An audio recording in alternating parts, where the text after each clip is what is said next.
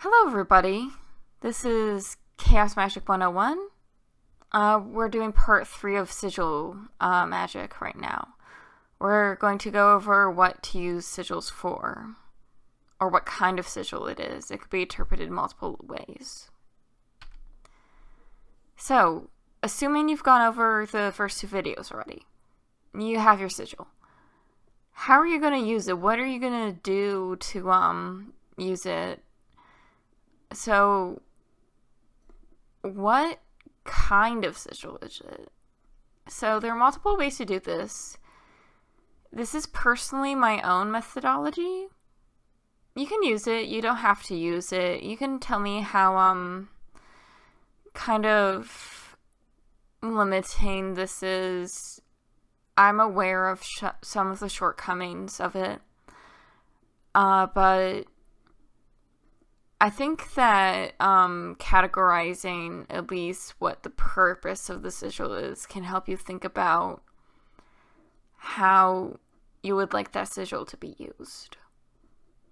And to be clear, any sigil can be used in this way, but the purpose of the sigils will benefit more to a certain type of magic, if that makes sense. So, I made a little chart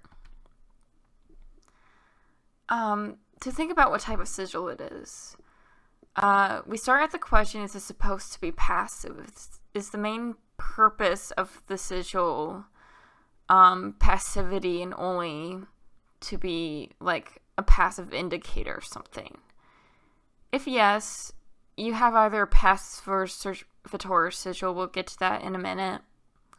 If no, next question, is it meant for one purpose? Is it one and done? Are you going to basically load it in your magical weapon and fire it off into existence to hope something happens?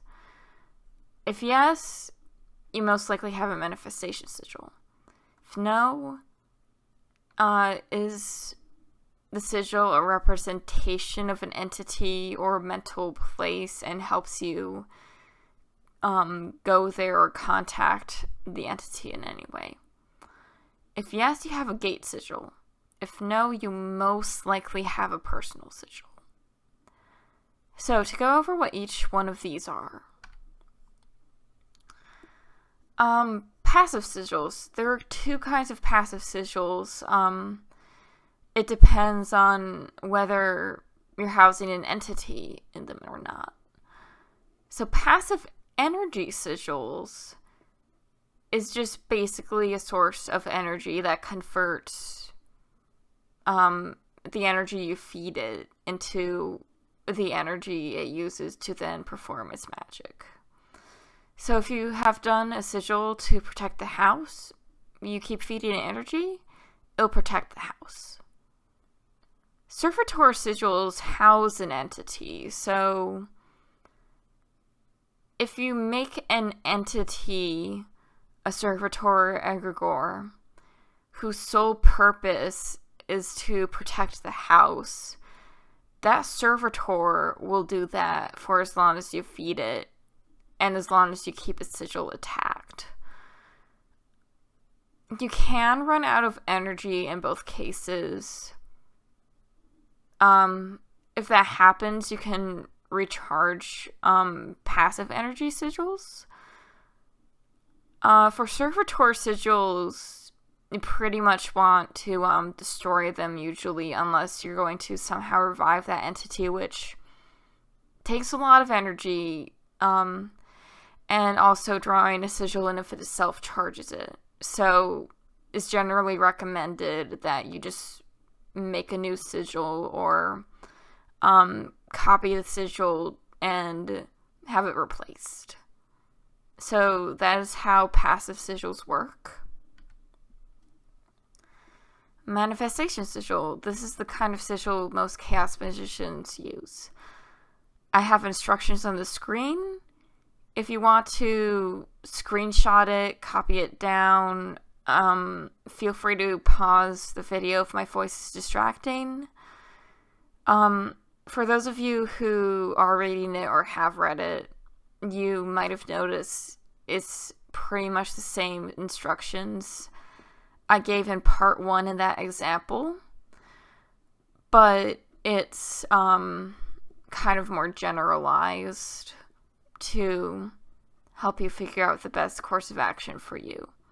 The thing with manifestation sigils is that not only do you have to consider what you yourself are most affected by to have it be effective, you might want to consider different courses of actions in order to have it manifest in the most proper way. So you might want to do dancing for one kind of manifestation and meditation for another, or blood magic might be more effective than chanting.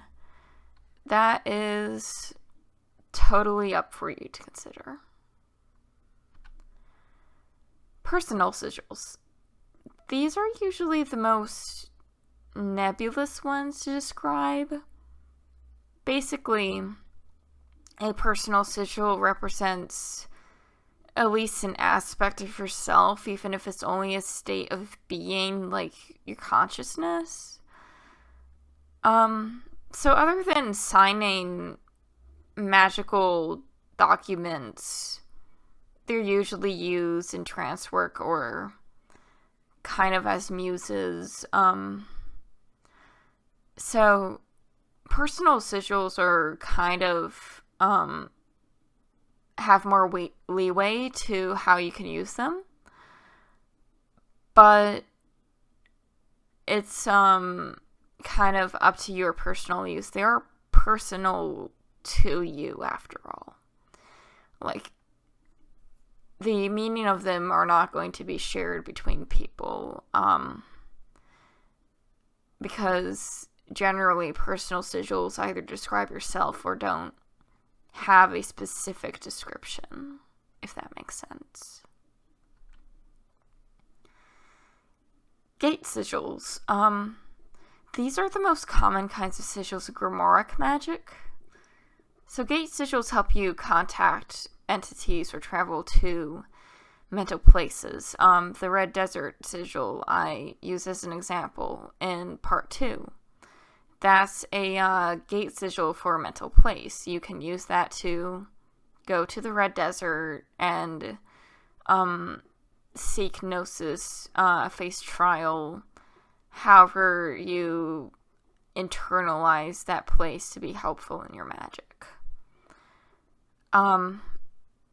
So entity sigils are the other kind of gate sigils. They're not one-way sigils like mental place sigils. They're two-way. So what's more common in Grimoire magic is that, say, for example, you're working with Astaroth. It's more common you invite her into your space, but you can also use her sigil to go into her realm, whatever you might conceptualize that as. So, gate sigils. Basically 2 different kinds of sigils. They both have the same function, except one is two-way because they're for a specific entity, and one is pretty much one-way because it houses a place, and you can't exactly bring one place into the other, if you get what I mean. Okay, I hope that was helpful. If you like what you see on the channel, at the very least consider subscribing. I try to post a new video every other Saturday, and I hope to see you around.